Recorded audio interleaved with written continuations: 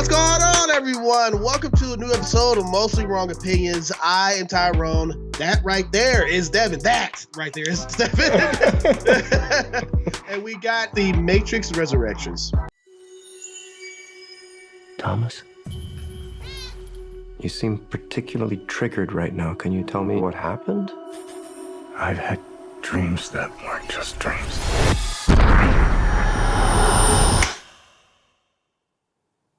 Am I crazy? We don't use that word in here. Why do we have a new Matrix film? God knows. They tell you in the movie. It's because Warner Brothers has to make money. Yeah. We did our review on the first one. Masterpiece. Chef's kiss. Okay. Wow. Chef's kiss. Okay. The other two grew on me over the years. This one is just like, it's just wasn't needed at all. This film starts off with everything that happened in the first movie, but repeated. Yeah. And I was just like, why? Yeah, and then I didn't like I'm that. like, didn't like that. I left a bad taste in my mouth. And I was like, yeah. The whole time I was really alarmed. I was like, oh no. Because you're right. They went through the first Matrix like damn near shot by shot. I'm like, shot by shot, did not line like by that. line, but with, position by position, but with Walmart brand actors, and you're just like, oh no. That opening sequence was terrifying, scary, slow. I did not like that at all. But for me, while you say you didn't like the film, I was okay in the film, and I thought the film kind of recovered from that ridiculous start. I really, if they'd have cut that first 10 minutes, I bet even you might have felt a little bit better about the film, because that was a rocky start. But in general, I was kind of surprised to find that this movie picks up right after Matrix 3, with a new Matrix having been created at the end of Matrix 3, which is more gold in color instead of green. You see the gold? Okay. So now we're in this like golden version of the Matrix, which is supposed to be more peaceful, but we learned that it's not really more peaceful so much as it is more docile. And we learned the reason why this Matrix is more docile is because they got rid of their scary, intimidating agents and replaced them with what they call bots. And a bot is like it's kind of like an NPC or like a non-playable character, where it's just a program, but it looks and behaves like it's a regular person. But these bots will kind of reinforce that your life is okay, right? Like, you're fine. Everything's okay. If you feel kind of weird, take this blue pill. You'll feel just fine. And so instead of like people being like, get on, like they did in the original Matrix. This time they're like, it's okay. You're not losing your mind. Everything's okay. They kind of calmly calm down the people, make them more docile. They even called them in this film sheeple. They even called them sheep in this film. Yeah. So it's the Matrix has changed, but in some ways it's worse. And in this Matrix, we find Neo living his life as a video game developer, making a video game called The Matrix. The Matrix. Within The Matrix. He's falling in love with this woman that he sees in the coffee shop. And lo and behold, it's freaking Trinity. And you're like, what? But she's going by Tiffany now. They very explicitly said that Tiffany's not her real name. I was kind of wondering if you would ever learn Trinity's real name. She's living her life, and she's got a whole family full of bots. Her whole family's bots. But Neo is still very much aware that things are not okay. So this is the setup, and I think the setup's not so bad. And it takes us a good minute to get there. God damn, it took us a long time to get there, I felt like. And I totally understand if you were checked out by then. Dude, I was surprised you didn't look over at me while I was doing this. I did. I was like, it's like, he's knocking out. He's going in and out. And Tyrone was sitting there like, I'm like, are you okay? Yeah, so the thing is, it's 60 years down the line. Yeah, what a surprise. Yeah. In the real world, 60 years has passed. 60 years has passed. Wow. How you know 60 years has passed? Because there's a character in there played by Jessica was it Hectrick? I forgot her last name. Hennick. Jessica Hennick. And they tell him, she more or less looks into the camera and she's like, it's been 60 years since Matrix 3. You're like, oh, okay. Basically. instead of phones, they're going through mirrors now. And, yeah, they're like doing portals through mirrors and doors and stuff, which makes, I guess, some sense because who has a landline anymore? But you know, exactly. But even that is a little meta because it's like, oh, do they get rid of landlines so that people can't get out of the Matrix? It's whatever. You know? Yeah. And then you know, we had this whole thing about what people was looking at. It was like, okay, why is Morpheus different? Why is it Lawrence Fishburne back in this film? It's because Morpheus is a program that was put in there by Neo himself. It's like Neo's memory of Morpheus turned into a program, and that's too convoluted. And I didn't think the character was even necessary anyway. I think if you cut that character, nothing changes. So like you could cut literally every scene he has. Nothing changes. So I don't know why they even did all that. Why they worked so hard to explain how Neo programmed a Morpheus in his game, but this Morpheus in his game became sentient, and now the Morpheus in the game has come out of the game and he's on the human side in the real world, and you're like, what? You know, it's ridiculous. For what reason? I don't know. It's just there. It just happened. In our last review, I talked about how Spider-Man kind of reminded me a little bit of Ghostbusters. This movie reminds me of Space Jam 2, where it literally, in Space Jam 2, made by the same company, Warner Brothers, they were like, oh, we have to make an unnecessary sequel. And it's like, well, how do we do that? Well, let's put it in an algorithm, and they spit out a movie, right? And this, I feel like this is what happened here, where it was way too cute by half, like being like trying to reference itself. So this felt like a slightly smarter version of Space Jam 2, and you never want Matrix to be compared to Space Jam 2, my dude. So Algae Rhythm didn't show up in this film. I felt like he was all over this thing, you know. As a matter of fact, they could have easily, oh my gosh, now that I'm thinking about it, they could have easily replaced Morpheus with Algae Rhythm. Algae Rhythm. Like, oh my gosh, it's terrible. Oh my so God, I didn't like that too. I think they could have they should have just made a new character instead of calling him Morpheus, and I might have felt better about it. Like, because he didn't even really behave like Morpheus, right? He didn't dress like Morpheus, not really, outside of 1 or 2 points. But he wore like some kind of gold yellow suit thing, and he was kind of chipper and happy and jokey. Mm-hmm. And I'm like, what? I think the reason why you didn't like the film is, and don't let me put words in your mouth, so I'm just guessing. I think it's because this film has a much lighter tone than Matrix, at least the Matrix 1. This film does not take itself seriously. There are characters who are kind of, I don't want to say they're jokey, but they're just kind of light, right? Everyone's a little bit like kind of lighter in tone.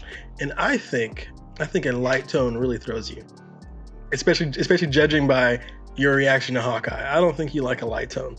And so the fact that this film was light and you expected something darker, I think might have thrown you. And it probably threw a lot of people. Yeah. It was just a lot of jokey stuff, especially Thomas Anderson's best friend at work. And he was like, dude, check this out. Now I was like, oh, God, right. It's crazy. Like I said, it was too cute by half. They couldn't get a lot of the same actors back, but clearly they wanted the same characters back. And some of the recastings I didn't really like. Jessica Henwick. I think she's a great actress. I think she's a up-and-coming star. I wish she'd gotten more to do. I wish this movie was about her. But instead, it was about Neo and Trinity. So that kind of sucked. And their power of their love. That's the power of love. It's a love story. It is. It is a love story to where Neo is trying to save Trinity from the Matrix after he came out. At the end of Matrix 3, they both died. But the new person that took over from the architect, and which his name is the analyst, played by Neil Patrick Harris, he's like, you know what? I'm gonna refix their bodies because they have so much energy between them and their love to power this whole new Matrix that I'm making. Right. And then put them as close as possible together in their pods and secluded away from everyone else. But not too close. So like a big theme of the Matrix, of this new Matrix, is being docile, right? He tried to make a version of the Matrix where there was no Trinity, no Neo. Didn't work. And so they tried to do them with just Neo, didn't work. So you need in order to keep Neo docile, you need to keep Trinity close, but not too close, right? And then it turns out that their energy, it powers like their machine cities, and the humans being more docile instead of trying to wake up all the time also helps produce more energy for the machine cities. The stuff, I'm like, okay, fine. I didn't mind that kind of stuff. So I don't think this movie I didn't think this movie was terrible, but I understand if you didn't like it, because if you're looking for Matrix 1, it ain't here. This is not. We talked about how it feels like there's like a hard wall between Matrix 1 and all its sequels, right? So it goes Matrix 1, big wall, then 2, 3, and 4, right? This film falls in line with 2, 3, and 4, which everyone hates. So I'm like, why do we do this? As it goes down the line, right. It's like they hate a little bit more. See, I feel like this one's a little bit better than Reloaded and Revelations, but it's still not. It's still nothing. It's nowhere near the original Matrix. Nowhere near it. Matrix is moving slowly towards Star Wars territory, where I'm like, ooh, shoot! You don't want that. I'm like, move on, please, move on. Let Neo and Trinity be dead. They had one great movie. Let's just stay there. This was supposed to be a world, right? But let's go see the world. I don't want to see just Neo and Trinity all the time. Let's go see the world. And what sucks is this movie made the Matrix feel small. It made it feel really teeny tiny. I almost forgot about the Matrix sometimes, especially when we were in the real world. I just forgot it existed.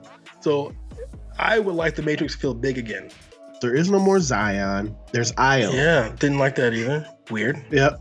And within Io, we see Niobe, Jessica. Wow, Jada Pinkett Smith, her character, and she's old as fuck. Yeah, she's really old. She's like elderly. And she's like, you know what? It's all good to see you, Neo, but you ruining my shit. And the reason why you ruining my shit is because we don't want no more fucking war. We have this peace going on with the machines. With the machines right now. Which happened in Matrix 3, which is why I'm still surprised at how important Matrix 3 is. But please go ahead. I'm sorry. Because that was the whole reason that Neo died. Exactly. That's right. To bring peace. To bring peace. And when we went to Io and we were looking at Io, I'm like, even Io seemed small. It did seem small, and it didn't look that much different from Zion. So I'm like, what's the difference? I need a nice, clean difference here. The original Matrix had so much detail, and you could really like pick at it forever. This one, the more you pick at it, the more little strings come off of it, and you're like, what is this? In the original film, blue signified the real world, and green signified the Matrix. Right? This was clear, right? But in this one, it's not so clear. So the Matrix is gold, but the real world is blue. But also the red, there's your red and blue pills. But the blue pill is the docile one, and the red one is you go into the Matrix. So I'm like, what? And so like the villain, the analyst, he wore blue glasses. So I'm like, shouldn't they be gold? Why are they blue like the real world? So and then Bugs, she's got blue hair. But I'm like, so she's got the same color themes as the villain. So the color theme didn't mesh as nicely as it did in the original.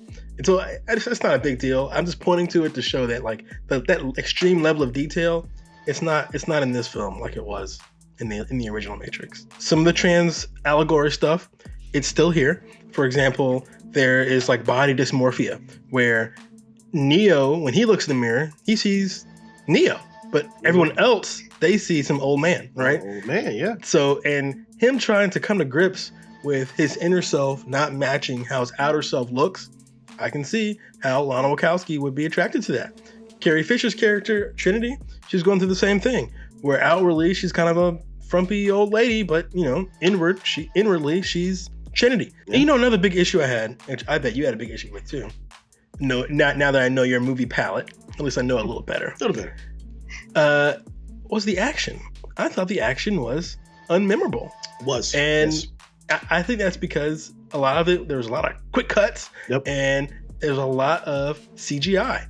Now, the sequels, Matrix 2 and 3, use a lot of CGI. which everyone freaking hated. So I'm like, why did we repeat this? Why did we do that again? How come we didn't go back to more practical fighting? So I didn't like that. How'd you feel about it? I didn't like it either. And then all the cameras were all close to where you can barely see what they were, what some of the action and fight scenes were. Like when they were in that kind of like a warehouse thing, when they were trying to port over, and what's the homeless dude? What?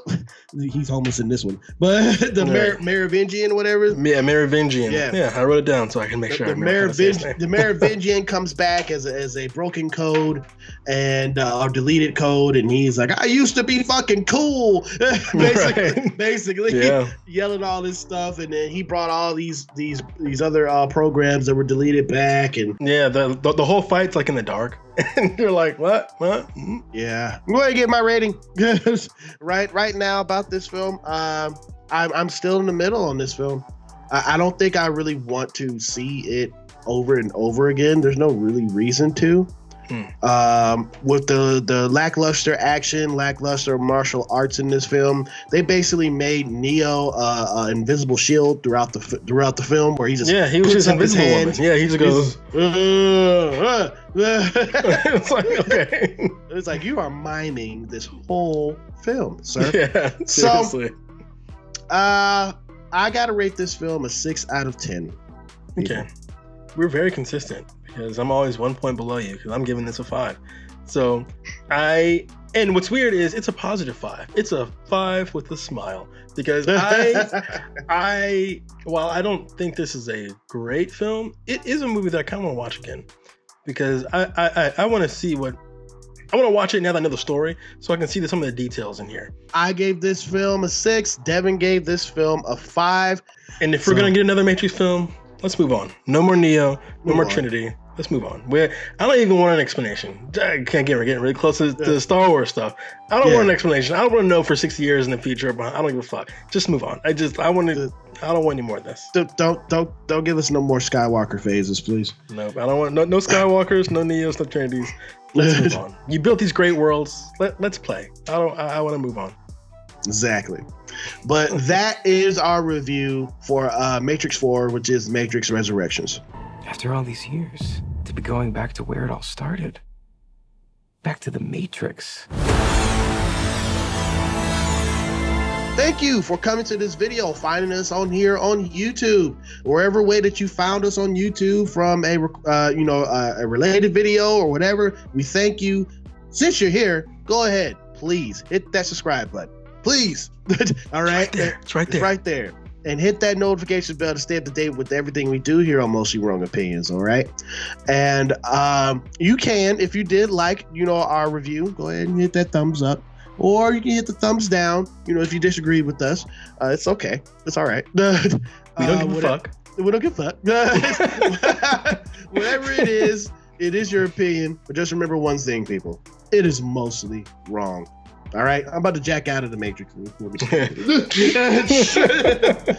Not like this. Not like this.